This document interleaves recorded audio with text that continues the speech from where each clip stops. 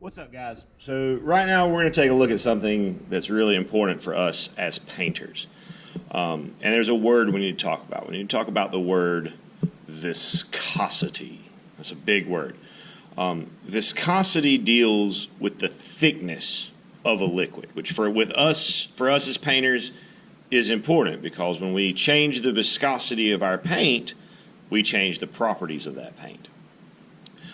So with this action painting that we're going to be talking about, we're going to be needing to thin our paint and change that viscosity level.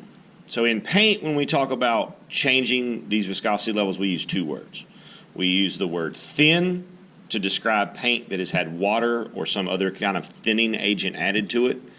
And we use the word fat to describe paint that has not been thinned at all. It's in its natural state. Now, for what we're going to be doing, we want to know how much water or thinning agent we add to our paint. So to do that, we have to know how to measure a liquid.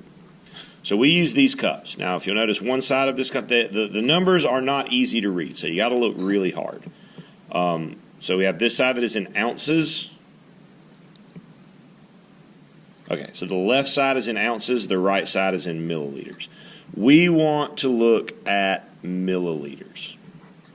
So when we thin paint, or when we measure a liquid, we never ever hold the cup. We always sit our measuring cup down on a flat surface. Because if you hold it, or if it's not on a flat surface, we don't get an accurate reading. So what we want to do is just a little bit at a time, pour our water. I'm going to pour to the 10 milliliter line, or 20 milliliters. So each of these little lines here is 10 milliliters. I'm going to pour this to, I'm actually going to pour it to the 30 milliliter line, just so you can see.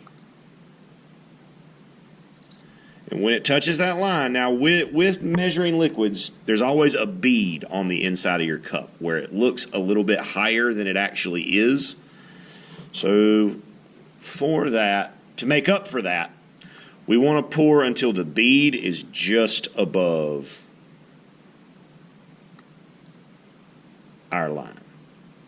So again, when we measure liquids, I'm going to measure 10 milliliters this time. We keep our measuring cup on a flat surface, and we pour until that bead is just above our line. So that would be that bottom ridged part of the cup. That's 10 milliliters. So that would be a 10 milliliter mix. So now I can record that I'm going to add 10 milliliters to my paint, and I can see how my paint responds to that amount of water. So happy arting, guys. Again, just quick look at how to measure liquids. Have an amazing day. Happy arting.